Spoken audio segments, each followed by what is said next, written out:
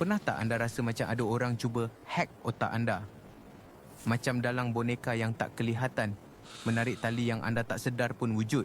Mereka mungkin kawan baik, pasangan atau bos anda. Mereka memutar belit kata-kata anda, membuat anda rasa bersalah atas perkara yang bukan salah anda, dan perlahan-lahan membuat anda meragui kewarasan anda sendiri. Ini bukan sihir. Ini manipulasi psikologi, satu permainan licik di mana peraturan sentiasa berubah dan anda sentiasa kalah. Rasa macam biasa dengar, tapi bagaimana jika saya beritahu anda sesetengah orang seolah-olah kalis terhadap permainan ini?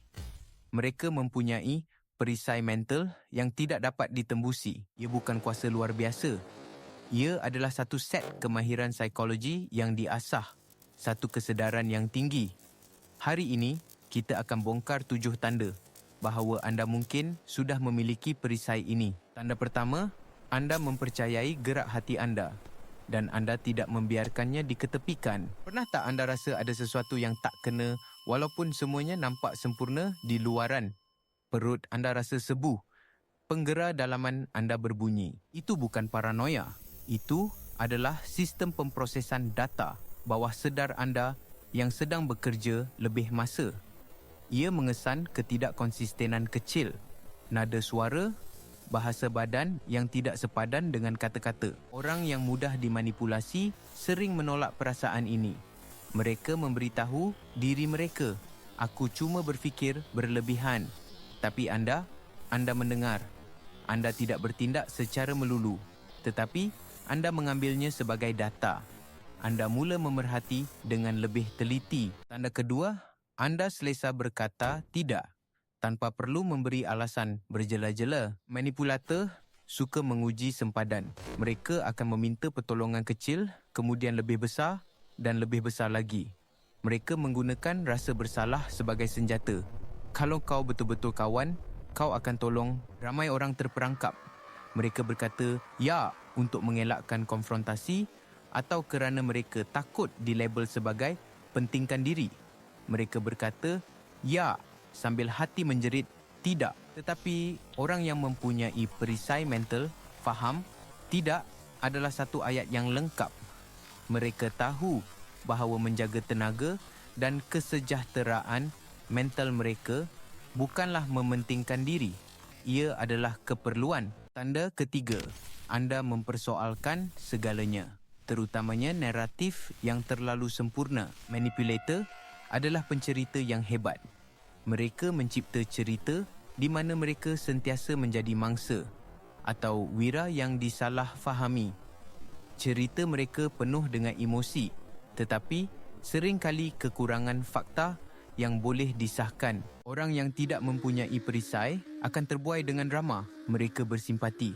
Mereka marah bagi pihak si mangsa. Mereka terus membeli cerita itu. Anda pula menjadi seorang detektif yang sopan.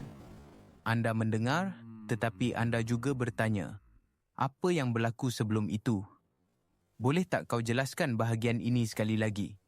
Apa pandangan orang lain tentang hal ini? Anda tidak menuduh. Anda hanya mengumpul maklumat. Manipulator benci ini.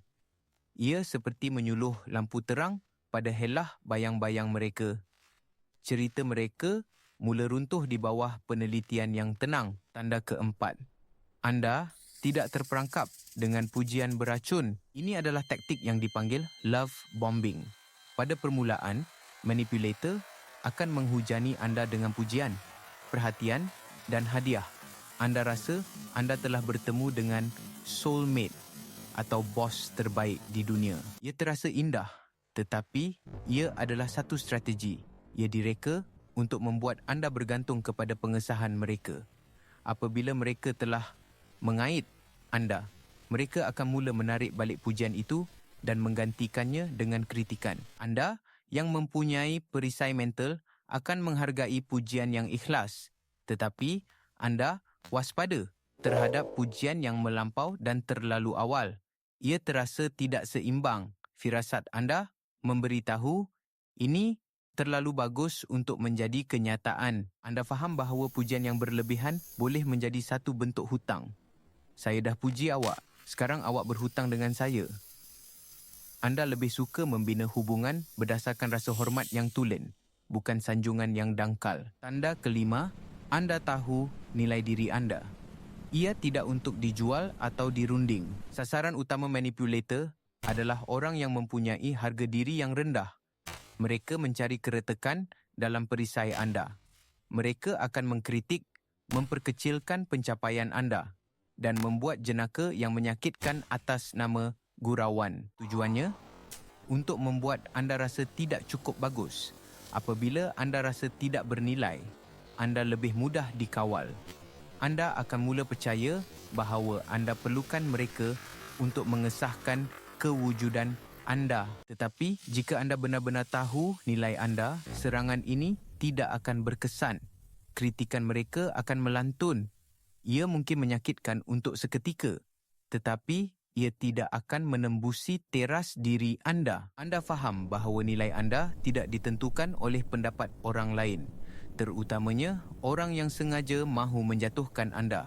Sumber kuasa anda datang dari dalam. Tanda ke-6. Anda fokus pada fakta, bukan drama emosi. Apabila manipulator rasa mereka akan kalah dalam perdebatan berasaskan logik, mereka akan menukar gear. Mereka akan menuduh anda terlalu sensitif atau tidak mempunyai perasaan. Mereka akan menangis. Mereka akan menjerit. Mereka akan mencipta krisis. Ini dipanggil umpan emosi.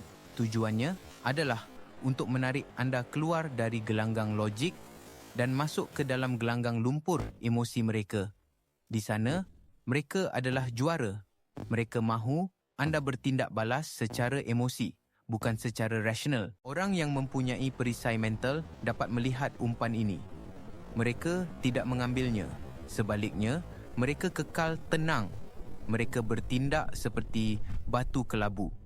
Mereka tidak memberi sebarang reaksi emosi. Mereka akan berkata, saya faham awak kecewa, tapi mari kita kembali kepada fakta. Awak kata, awak akan siapkan laporan itu semalam.